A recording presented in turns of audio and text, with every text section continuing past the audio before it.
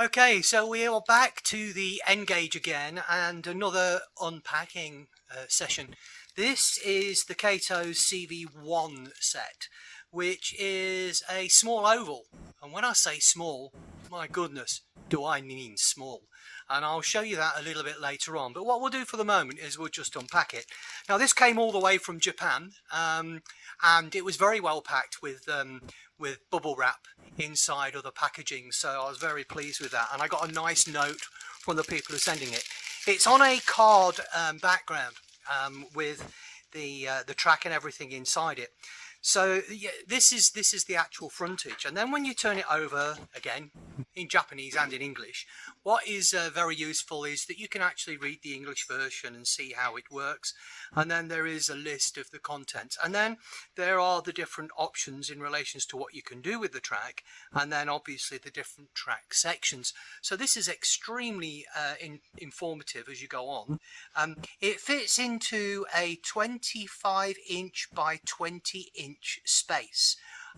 It says it's easy to build and easy to operate, and yeah, let's go a little bit further with this. So as you open the pack, let's do it very slowly, because the first surprise really is inside the card itself. When you open up the card, it then gives you far more information with troubleshooting, and then all of the different parts and how to connect and separate the different sections. So that is very, very, very useful.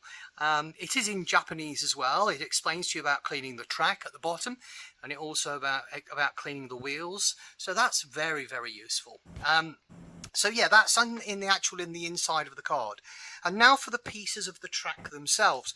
So what you get first is you get a railer. So the idea is that you put this on the track, you put your trains or your rolling stock into this, and then it rolls down onto the track itself.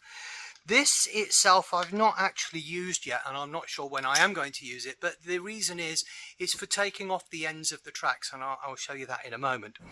It comes really in set sections. So this is one of the sections here, which actually is two sections. So you can easily separate these. You've got to separate them side to side, and they come apart very easily. And then they go together also very easily. It's obviously because I'm not flat. And then you can hear it click. And also what's useful is this section here is in two pieces, and this is where you connect to the power cable. So the power cable goes into there, and then what you do is you then join all these pieces of track together. Now obviously they're all set up in the same way, so you obviously have to take this to pieces and then obviously re-put it back together again. But it does work very well, and you can see by this straight away. You then get 4 separate corners.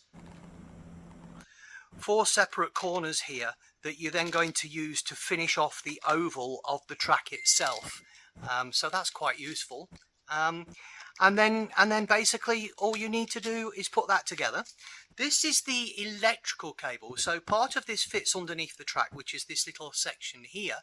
And then this section itself goes into the power controller. So what we'll do is in another video, we'll actually show you in more detail as we put this all together. So that is the CV2, and more to come.